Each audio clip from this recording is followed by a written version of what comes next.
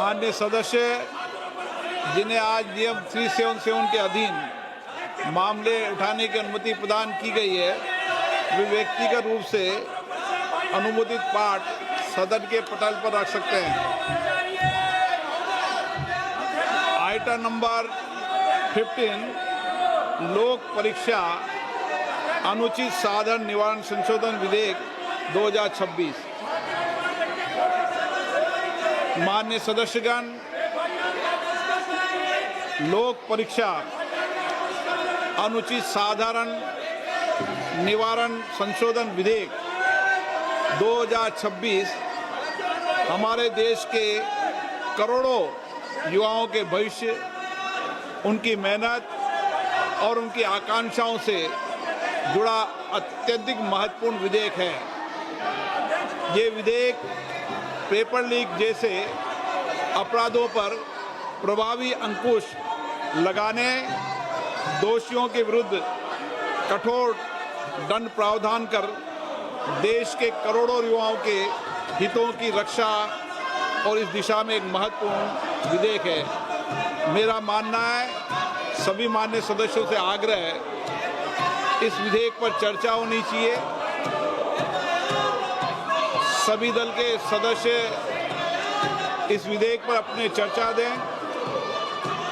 इस विधेयक पर पहली बार 91 संशोधन भी आए हैं, इसलिए मेरा आग्रह है, इस पे सबके विचार और मत आना चाहिए।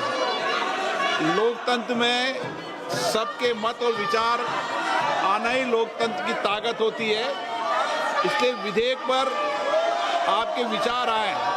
नारेबाजी, तख्तियां लहराने से विधेयक पर विचार नहीं आता। मैं आग्रह करता हूं आपसे कि इस विधेयक पर 6 घंटे और इससे भी अधिक माननीय सदस्य का विचार रखना चाहेंगे तो मैं 6 घंटे से भी बढ़ाकर जो सदन का मत होगा उस मत के अनुसार समय बढ़ा दूंगा, ताकि सबके मत आए, सबके विचार आए और देश के विद्यार्थी जो विधेयक आ रहे हैं निश्चित रूप से उसके प्रभावी कदम उठाए हैं, उसमें मत जाए। आप जाइए, इस विधेयक पर अपने विचार मत व्यक्त कीजिए। नारे नहीं, सदन में विधेयक चर्चा के लिए आपको चुनकर भेजा है। मेरा आग्रह, सदन की कार्रवाई।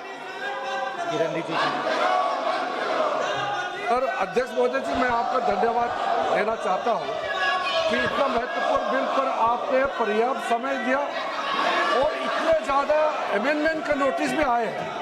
जब अमेंडमेंट का नोटिस आया, इसका मतलब कई सदस्य इस महत्वपूर्ण बिल पे अपना मत रखना चाहते हैं।